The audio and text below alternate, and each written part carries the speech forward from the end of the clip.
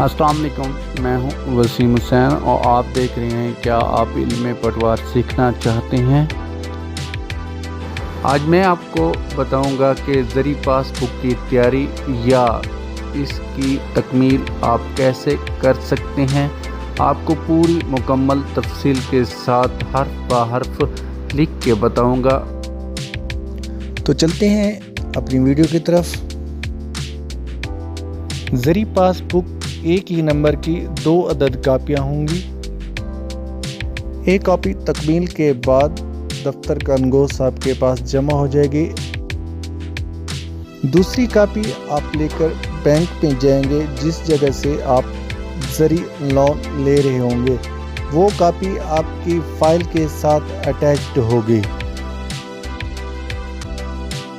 Copy के form number 1 में नाम मालिक की जगह पे साइल का नाम लिखेंगे। जैसे कि मेरे पास मोहम्मद आसिफ वल्दियत वाले खाने में उनकी वल्दियत, मोहम्मद इलियास कौमियत वाले खाने में उनकी कौम, जट या जो भी हो, सकूनत बौज़ा चक तशखीस डाखाना तहसील वज़ीर वाले में चक नंबर लिखेंगे। जो मेरा मुतलका है वो मैं लिख रहा हूँ।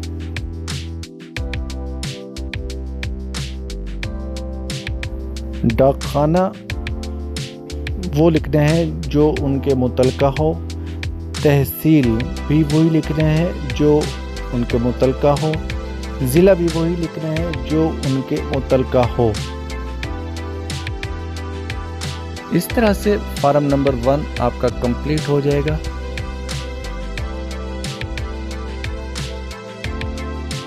आप फॉर्म नंबर 2 में जो आपको बॉक्स नज़र आ रहे हैं इसमें उस साइल का शनाख्ती कार्ड नंबर लिख लेना है।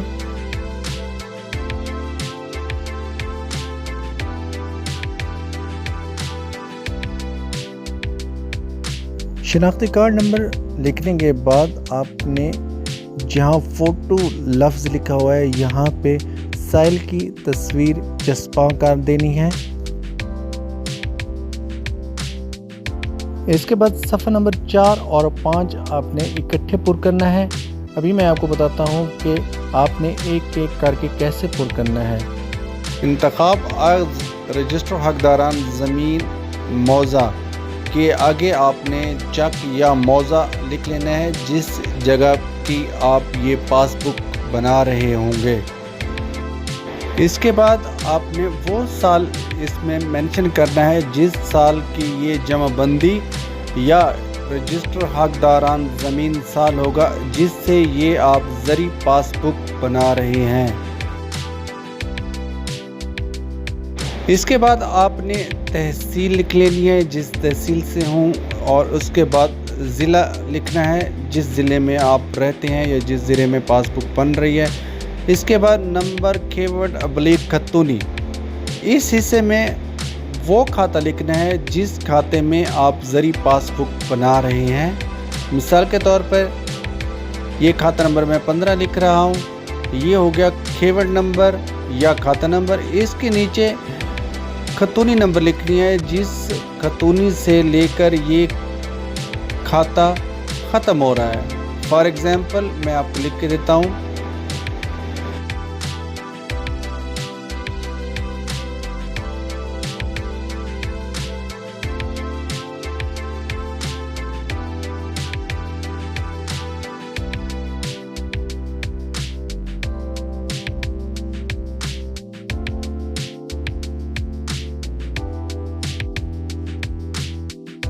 ये लिखने के बाद कॉलम नंबर 2 में नाम मालिक माए अहवाल लिखा होगा।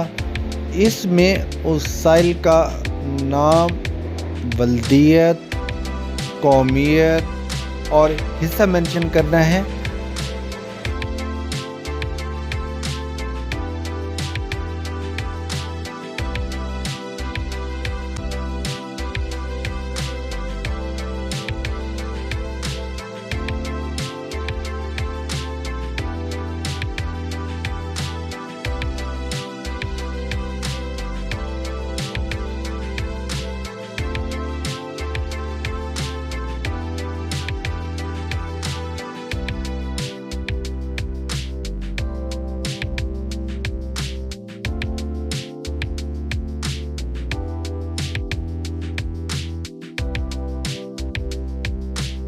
हिस्सा लिखने के बाद आपने लाइन खींच के नीचे लिख लेना है दीगर बादस्तूर।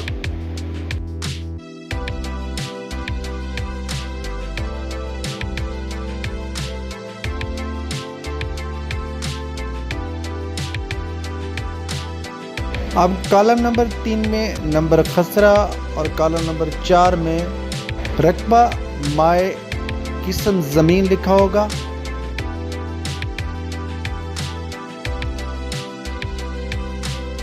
अब आपने नंबर खसरा वाली जगह पे पहले रेड कलम से मुस्ततील का नंबर लिखना है जो खाता में मौजूद होगी।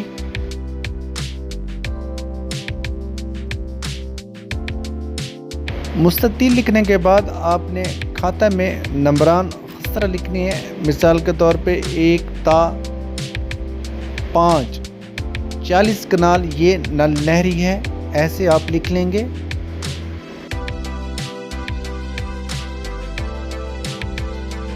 अगर आप चाहें तो नंबरान खसरा आप अलहदा भी लिख सकते हैं, जैसे मैं लिख रहा हूँ। आप 20 मुस्ततील का नंबर 6 खसरा 8 कनाल है, नल नहरी, आप एक एक करके भी लिख सकते हैं।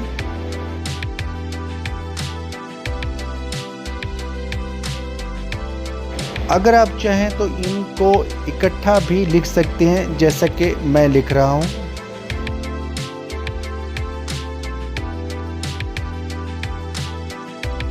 अब इस खाता की एक मुस्ततील 1 ता 10 नंबरान खसरा पूरे हो गए।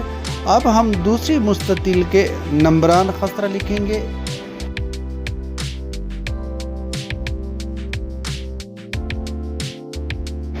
इन नंबरान खसरा को मैं इकट्ठे लिख रहा हूँ क्योंकि ये नल नहरी हैं, तो मैं चाहता हूँ कि इनको एक साथ लिख लूँ।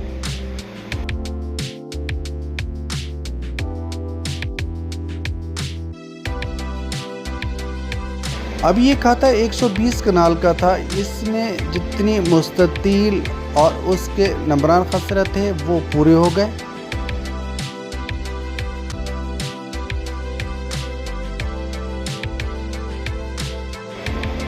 खाता पूरा लिखने के बाद आपने नीचे एक बड़ी लकीर खींच लेनी है।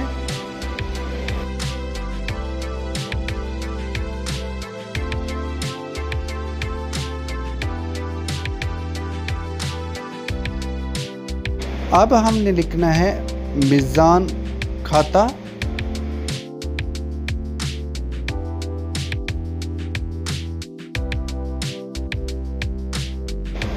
कितना लिख के आपने जितने कितने होंगे इस खाता के वो लिख लेनी है।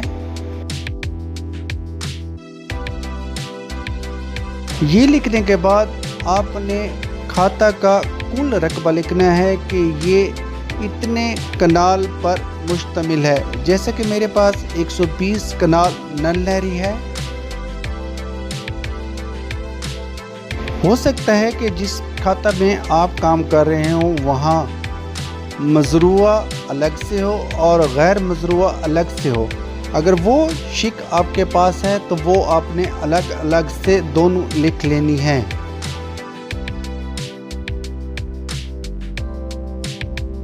ये लिखने के बाद आपने रेड कलम से लफ्ज़ लिखना है मुंतकिला।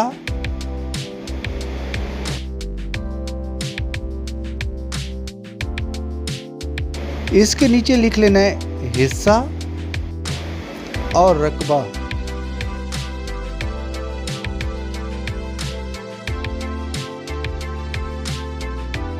अब हमने हिस्सा के नीचे वो हिस्सा लिखना है जो साइल का हिस्सा होगा बटा कुल खाते का हिस्सा लिख लेना है। ये लिखने के बाद रकबे वाली जगह पे साइल का जितना रकबा हिस्सा के हिसाब से बनेगा वो हमने लिख लेना है। ऊपर कनाल, मरला और सिरसई भी लिख लेना है और नीचे उर्दू हरूफ में रकबा लिख लेना है। मिसाल के तौर पे मेरे पास 24 कनाल है तो इनको मैं उर्दू हरूफ में लिख लूँगा।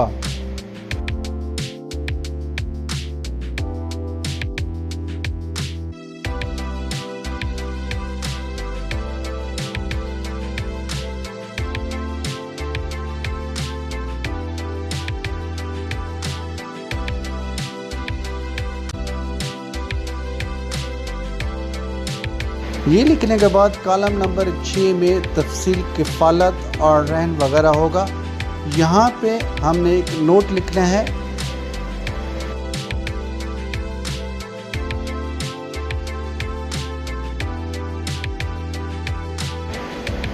नोट रकबे हाजा कबल अज़ीम और रहन वगैरह से पाक व साफ़ है।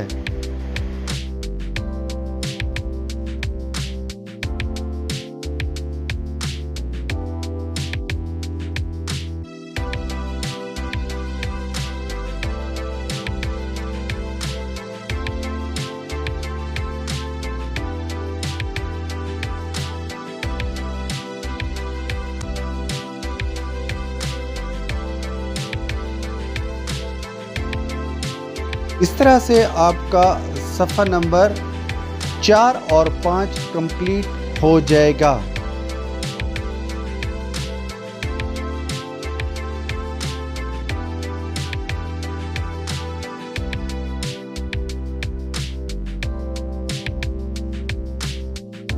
अब सफ़ा नंबर 6 होगा। ये इंतकालात के मुतल्लिक है कि अगर साइल इंतकाल से मालिक हुआ हो तो उसका यहाँ पे रकबा मेंशन करना है। सफ़ा नंबर 7 पे आते हैं। इस पे हमने पैदावारी यूनिट लगानी है।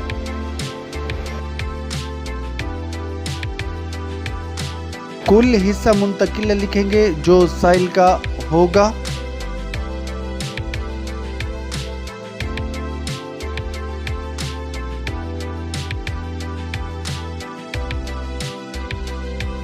अब मेरे पास 24 कनाल है। आपके पास जो भी होगा वो आपने लिख लेना है।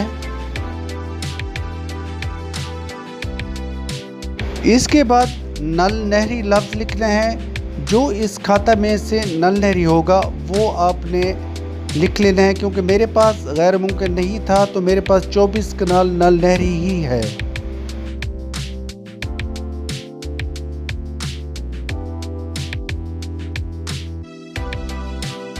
अब नीचे लफ्ज़ लिखना है बरूए एकड़।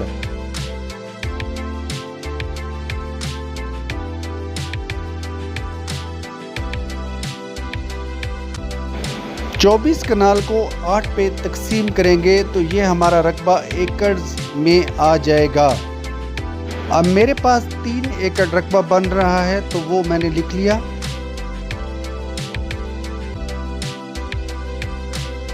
अब नीचे लफ्ज़ लिखना है बरूए यूनिट।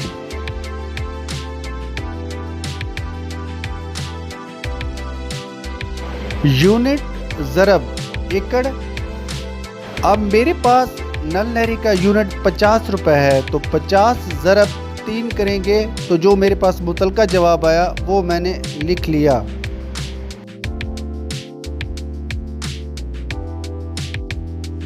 इसके बाद लिखना है गैर मुमकिन। क्योंकि मेरे पास था नहीं तो मैं इसको लकीर खींच दूंगा।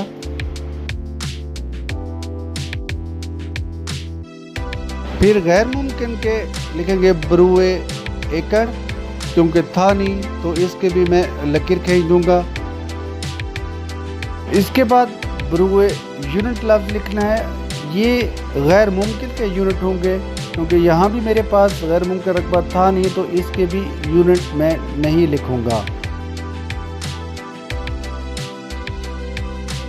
लफ्ज़ लिख लेना है कुल यूनिट। ये कुल यूनिट लिखने के बाद आपने नल नहरी और गैर मुमकिन के यूनिट को जमा करके लिख लेना है।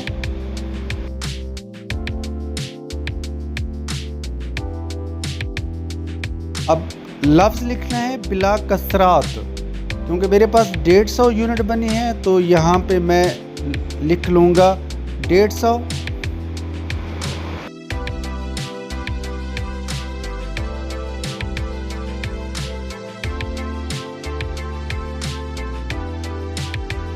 अब कीमत बाहिसाब 400 रुपये पैदावार यूनिट। अब ये 400 ख़त्म हो गया। अब गवर्नमेंट ऑफ पाकिस्तान ने फ़ी यूनिट को 10,000 रुपये कर दिया। तो इसको काट के रेड पेंसिल से आपने 10,000 लिख लेने हैं।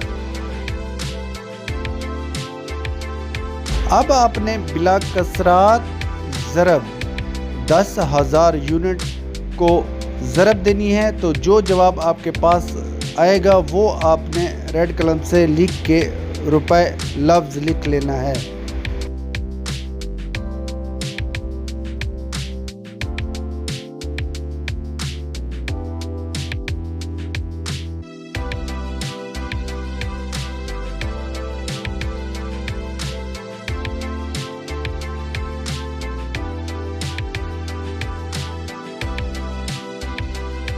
अब आपने आना है सफ़ा नंबर 40 पे। यहाँ आपने लिखना है इंदराज, कब्ज़ा, खसरा, गिरदावरी, चक नंबर जो भी हो, मौज़ा भी लिख सकते हैं, तहसील व ज़िला।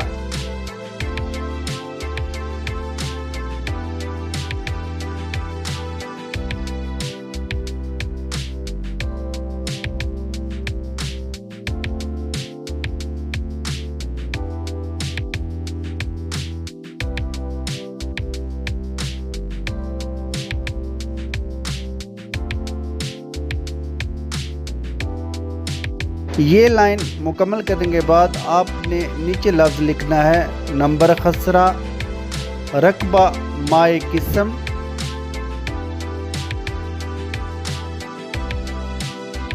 नाम काबिज़।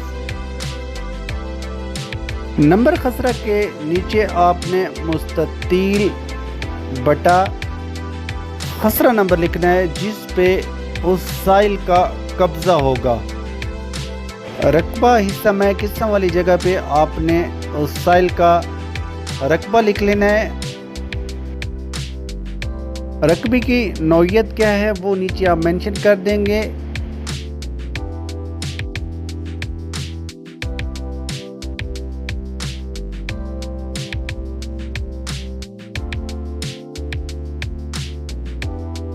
नाम काबिज़ वाली जगह पे वो इंदराज करना है जो साइल का खसरा गिरदावरी में इंदराज होगा।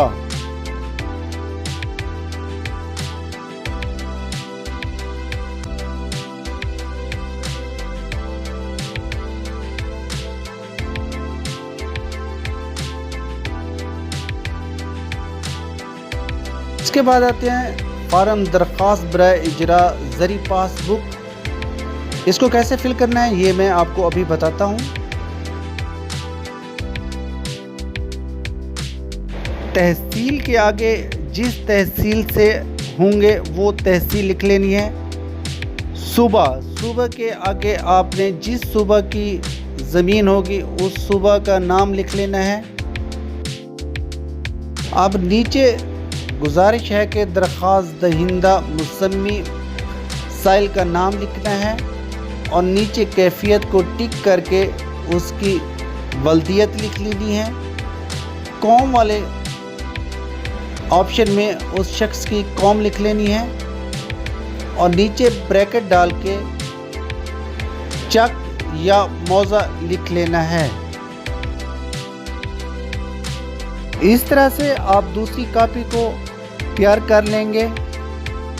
दोनों कॉपियों पे लिखने के बाद आपकी ज़री पासबुक तैयार हो जाएंगी।